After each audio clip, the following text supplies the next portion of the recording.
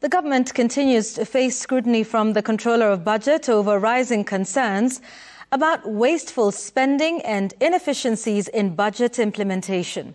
In the first quarterly report for the financial year 2024-25, COB highlights mismanagement of resources, including significant expenditure on recurrent costs at the expense of development projects critical to achieving economic transformation.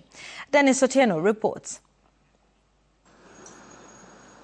During the review period from July to September 2024, Ministerial Development Expenditure had an alarmingly low absorption rate of 17%, with only 106.39 billion shillings utilized out of the allocated 641 billion shillings. At the point at which we were preparing the budget for 24-25, there was a lot of hope, and many of the MDAs had very ambitious budgets in terms of development. Now, of course, the development was pegged on the revenues that we expected, including the borrowing that we were going to make. But when the finance bill collapsed, the story changed. And so you will find a lot of those projects that had been started already by the ministries stalled somewhere along the line.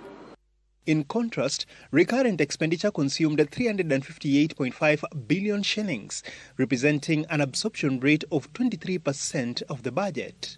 The report also flagged high spending on non-essential areas like travel at 3.58 billion shillings and specialized supplies at 2.21 billion shillings, raising questions about prudent resource allocation.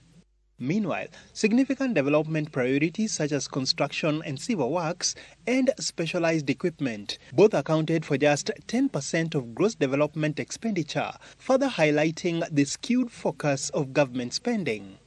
Travel is one area which we can reduce comfortably without losing much. The travel is both international and local.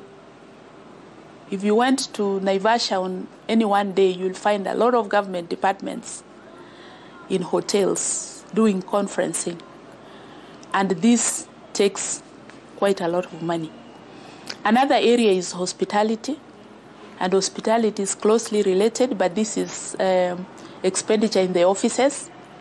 The Controller of Budget identified several systemic issues undermining budget implementation, including delays in releasing funds, lack of adherence to approved plans, and poor financial reporting by ministries, departments, and agencies. The Controller of Budget also urges the government to rein in wasteful spending by prioritizing impactful development initiatives over recurrent expenses. Dennis Otieno, Citizen TV.